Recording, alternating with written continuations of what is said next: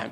पूरे देश में ये दो शब्द सबसे ज्यादा सुने और बोले जाते हैं, अमीर और गरीब। मैं सबसे पहले आपको यह बता दूं कि यह वीडियो अमीर लोगों और गरीब लोगों के बारे में नहीं है, क्योंकि इस दुनिया में कई ऐसे गरीब लोग हैं जिनका माइंडसेट बेहद अमीर है। वो लोग बस फाइनेंशियली पुअर हैं बिकॉज ऑफ देयर सर्कमस्टांसेस।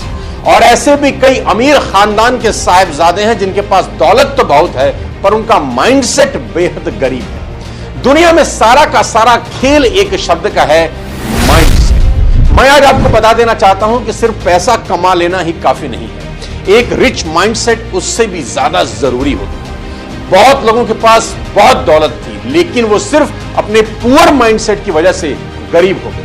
आपको याद होगा केबीसी का 2015 का वो एपिसोड जिसमें बिहार के सुशील कुमार 5 करोड़ रुपए जीत गए और रातों रात करोड़पति बन गए, स्टार बन गए। लेकिन अगले कुछ सालों में उनकी हालत फिर से वही हो जाती है, या शायद उससे भी ज्यादा खराब, वो बैंकरप्ट हो जाते हैं। इवन अपनी बीवी को तलाक देने तक की नौबत आ जाती है। तो यह समझना बेहद जरूरी है कि सिर्फ पैसे होने से आप अमीर कभी नहीं होते। आपको रिच माइंडसेट की सबसे ज्यादा जरूरत होती है।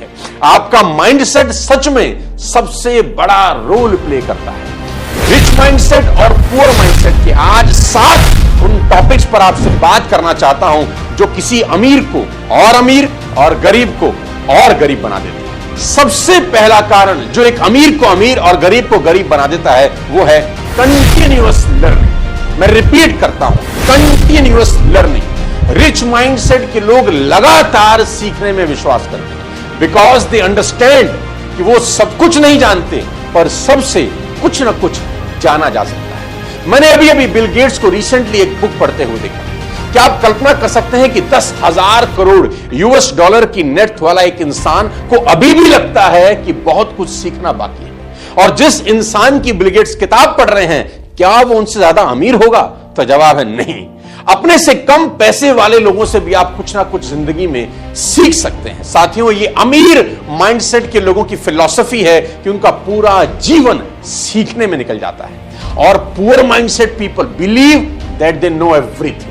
पुअर माइंडसेट के लोगों को यह लगता है कि वो सब जानते हैं और बाकी लोगों को सुने बिना ही बता देंगे कि वो गलत है। इन लोगों को ना इनसे कामयाब लोग सिखा सकते हैं और कम कामयाब लोग तो बिल्कुल भी नहीं। दूसरी बात मैं आपको बता दूं जो पुअर माइंडसेट और रिच माइंडसेट के लोगों को जुदा करती है, और वो है सक्सेस ऑफ अदर्स। बहुत इंपॉर्टेंट बात मैं आपसे बताने वाला हूं, success of others. Rich mindset के लोग दूसरों की सफलता पर जश्न मनाते हैं और अक्सर कंपटीशन के लोगों से भी उनकी बेहद तगड़ी दोस्ती होती है। वो जानते हैं कि एक हेल्दी कंपटीशन से ही सबकी प्रोडक्टिविटी बढ़ती है। मैदान के अंदर ब्रायन लारा और Sachin Tendulkar was rivals when they used to play, पर मैदान के बाहर दोनों की क्या शानदार दोस्ती है। अभी मैं बता दूं कि क्रिस्टियानो रोनाल्डो ने अभी हाल में ही एक पोस्ट किया अपने इंस्टा अकाउंट पर कि मेरा बेटा लियोनी मेसी के वीडियोस देखता है, जबकि प्रोफेशनली वो दोनों राइवल्स हैं, अलग अलग टीमों से खेलते हैं। पुअर माइंडसेट के लोगों की फिलॉसफी बिल्कुल अलग है। पुअर माइंडसेट के लोग always feel jealous about the success of others, कि इसने ये कैसे कर दिया। उनकी आधी उम्र सिर्फ उनसे कामयाब लोगों की बुराइयां करने में निकल जाती है। तीसरी सबसे इंपॉर्टेंट बात बता दूं जो रिच माइंडसेट के और पुअर माइंडसेट के लोगों को बिल्कुल जुदा करती है। साथियों, comfort kills all the dreams. Rich mindset के लोग कभी अपने जीवन में कंफर्टेबल नहीं होते। एक लक्ष्य पूरा होते ही वे दूसरे बड़ा लक्ष्य अपने लिए बना लेते हैं, क्योंकि वो जानते हैं आज अनकंफर्टेबल होना जरूरी है ताकि बाकी बची जिंदगी कंफर्टेबल हो जाए। उनको पता है रुका हुआ पानी सड़ जाता है, उसमें दुर्गंध आने लगती है। इसके विपरीत पुअर माइंडसेट के किसी भी कमजोर इंसान को एक आप अच्छा खाना और एक घटिया एंटरटेनमेंट दे दें तो आप देखेंगे उसके सारे एम्बिशंस को उठाकर वो खिड़की से बाहर फेंक देता है। कंफर्ट जोन एक ऐसी जगह है जहां सपने जाते हैं और हमेशा के लिए मर जाते हैं। कहते हैं good is the enemy of best. अच्छा बहुत अच्छे का दुश्मन होता है। अगर आप होंडा सिटी से संतुष्ट हो गए तो मर्सिडीज की बात कभी नहीं करेंगे। दोस्तों, कंफर्ट एक ऐसी ड्रग है कि एक बार आप यूज्ड टू हुए, ये हमेशा के लिए आपके लिए एडिक्शन बन जाता है। चौथी सबसे इंपॉर्टेंट बात जो रिच माइंडसेट और पुअर माइंडसेट के लोगों को बिल्कुल जुदा करती है, ड्रीम्स ड्रिवन फिलॉसफी। जी हां, मैं रिपीट करता हूं, ड्रीम्स ड्रिवन फिलॉसफी।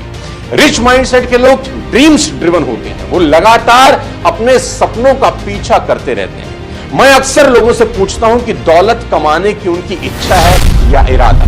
सुनने में दोनों शब्द एक जैसे लगते हैं। मैं अक्सर लोगों से पूछता हूं कि दौलत कमाने की उनकी इच्छा है या इरादा। सुनने में साथियों दोनों शब्द एक जैसे लगते हैं, पर दोनों में जमीन और आसमान का फर्क है। क्योंकि जब वक्त आपके हिसाब से नहीं होता, जब लाइफ में चैलेंजेस आते हैं तो इच्छाएं मर जाती हैं, इरादे और मजबूत हो जाते हैं। लेकिन पुअर माइंडसेट के लोग सिचुएशंस ड्रिवन होते हैं, ड्रीम्स ड्रिवन नहीं। जब सिचुएशंस इनके हिसाब से होती हैं तो कड़ी मेहनत करते हैं, सपने देखते हैं, बड़ी बड़ी बातें करते हैं। लेकिन जैसे ही जिंदगी ने कोई चुनौती पेश करी, जैसे ही कोई सेटबैक लगा, जैसे ही जरा सी हवा गर्म हुई, जैसे ही जरा सा मौसम बदला, ये भी तुरंत बदल जाते हैं और वापस वहीं लौट जाते हैं जहां से सफर शुरू किया होता है। इनके सपनों को मारने के लिए सिर्फ एक छोटी सी हार ही काफी है।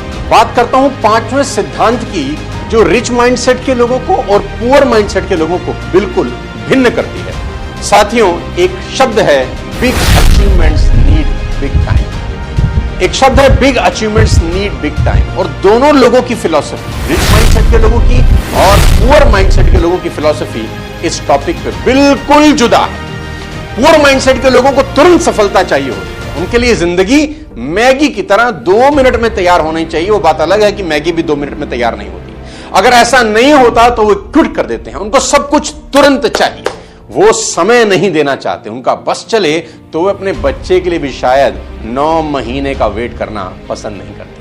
On the other hand, rich mindset के लोगों को एक बात अच्छे से पता होती है कि ताजमहल बनाना है तो 20 साल देने होंगे। They believe that big achievements need big time. यहां पर एक कहानी आपको सुनाना चाहता हूं। एक महिला ने न्यूयॉर्क में पाब्लो पिकासो से मुलाकात करी। पाब्लो पिकासो जो दुनिया के महानतम पेंटर रहे, जैसे ही पाब्लो से वो मिली, वो उनकी बहुत बड़ी फैन थी। उन्होंने पाब्लो को ग्रीट किया, गुड मॉर्निंग बोला और कहा कि सर मैं आपकी बहुत बड़ी फैन हूं, क्या आप मेरे लिए कुछ चित्रकारी कर सकते हैं, क्या मेरे लिए आप कुछ ड्रॉ कर सकते हैं। तो पाब्लो ने कहा व्हाई नॉट। तो वो लेडी भाग के गई, कहीं से एक पेपर और एक पेंसिल ला के दिया।